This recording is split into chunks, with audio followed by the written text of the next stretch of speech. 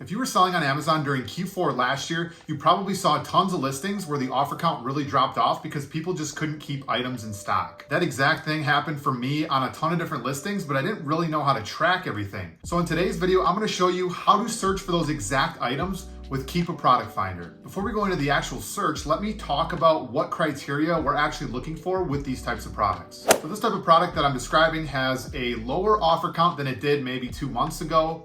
The price is either at the same rate or increasing, and we can see the rank decreasing as well. The rank decreasing isn't as important because overall, a 30K rank in clothing during December sells faster than a 30K rank in clothing, during June. So if we don't see a decreasing bestseller rank, it's not the biggest deal because again, so many products are just gonna sell faster at their current rank because velocity picks up in basically every category. So let's hop on to Keepa Product Finder so we can search for that 30K rank clothing item that has a decreasing offer count and an increasing price. All right, so we have Keepa Product Finder here. Again, we're looking for products that are dropping in offer count, increasing in price, or at least staying the same, and then potentially dropping in sales rank. So there's going to be so much opportunity with those types of products during November and December.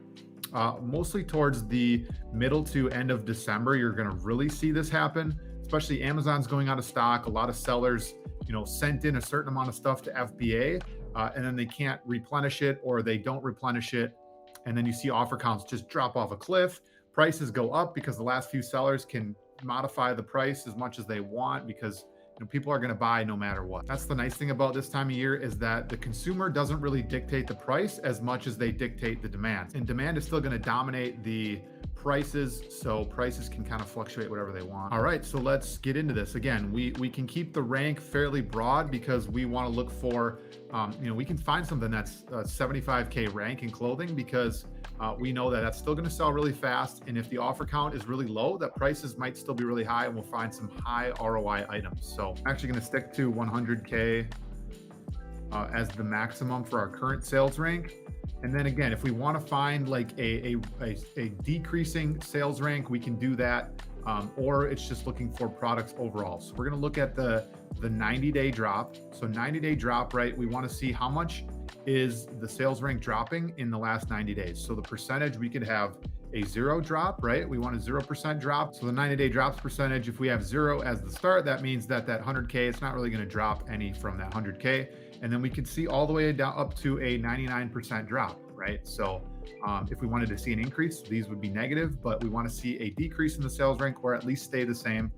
So then we can go 0 to 99. The buy box price, again, I like to set a lower limit on this only because you're going to come across a lot of products that are going to be so cheap that it's going to be really hard to find profitable at any retail website. So if we set a minimum of $15 or $20, that puts our maximum buy cost, at least at $5 or so. So we're going to keep that there, cut off quite a bit of products here.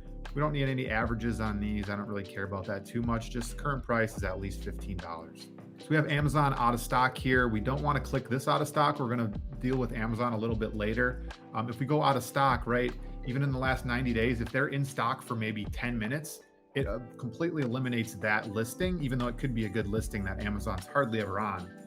We don't want to mess with that too much. Let's scroll down a little further here and look at some of the other categories. So we're looking at, again, we're just going to pick clothing for an example.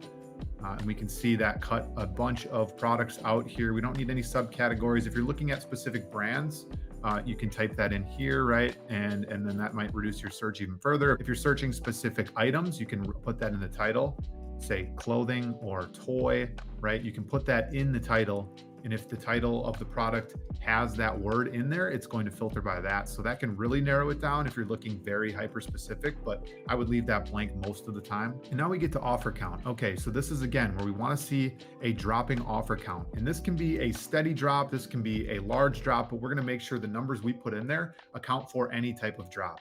So what we want to see is at least a minimum offer count, right? Because we want to eliminate any private label or wholesale, something that we just can't purchase on a website. So we'll put like maybe 3 here. You could go maybe up to 4, but normally 3 removes private label, which is just 1, or ones that Amazon and the brand is selling, which is 2.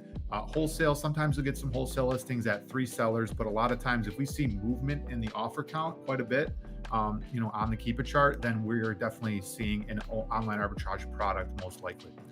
And again, we don't really care to see too many of these averages here, but I do want to look at the days drop percentage, specifically the 90 days. You could do 30 days if you're really looking hyper specific products that really dropped off in the last 30 days, but we can start with the 90 days. Maybe once you get into middle of December, you can switch this search to the 30-day drop percentage. But again, we're looking for offer counts that have dropped none or dropped 99%. So if we have 100 sellers on the listing, right, and it goes all the way down to one, that would be the 99% drop. But again, it's only going to count listings that are 3. So, if we have something that's 50 sellers all the way down to 5 in the last 90 days, that's going to be a really good sign of a product that is selling fast because offers are dropping off the listing. And hopefully we can still find that product in stores to buy and sell profitably. And already we can see, based on the current criteria that we have set, we're down from 10 million all the way down to 191,000. So we want to reduce that number quite a bit here. So let's keep looking down the list here and see what else we can filter by. Okay, now we come up to the Amazon out of stock percentage. Again, we want to include products that maybe Amazon has sold, but they went out of stock for December because they sold out of their Christmas stock, right? So what I normally do here is 75 to 100% Amazon out of stock. So that means Amazon is only in stock 25% of the time in the last 90 days or less.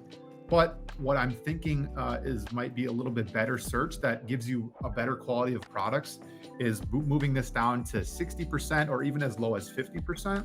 So that means that Amazon, maybe is in stock for most of the month of November, but in early December, they went out of stock and they're basically out of stock for the Christmas season.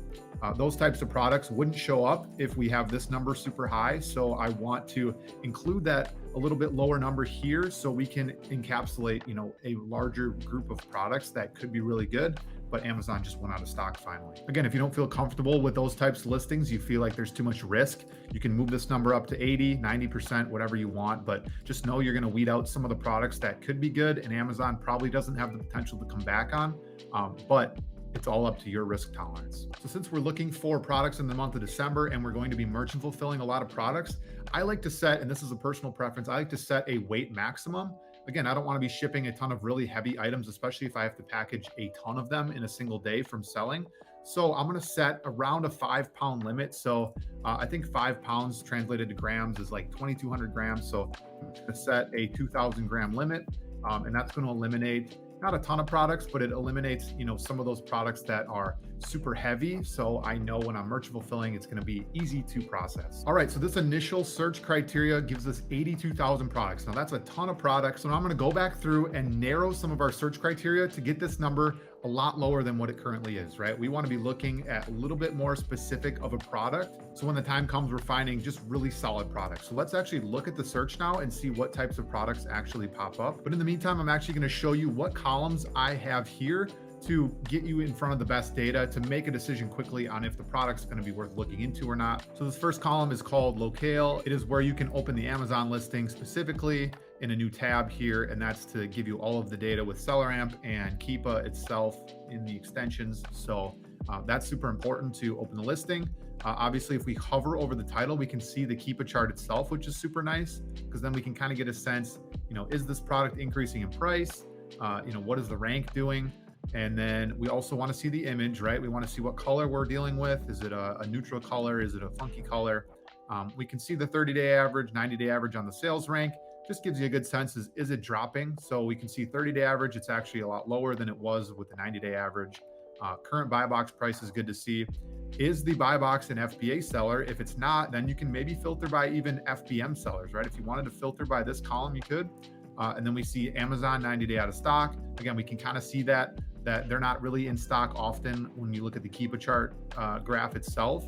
And then the brand is nice to see as well, but we don't want to clutter this with a ton of searches because the more we have to scroll, the longer it's going to take us to make a decision on a product. So again, I'm looking at the image here. Is it something that could sell really well? What is the rank doing? What is the price at? And then hovering and seeing, is that Keepa chart look anything good that we might want to look into further? And if we like all of that quick criteria, then we can open the Amazon listing, click here, it opens in a new tab, and then we can make a further analysis there to decide if we want to purchase or not.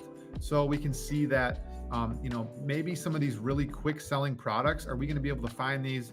I can't even sell Crocs here. So in Fruit of the Loom, that might be like an RA lead. So just looking at these first couple leads here, I actually might want to remove some of these really, really low selling ranks because I'm not going to be able to find these types of products.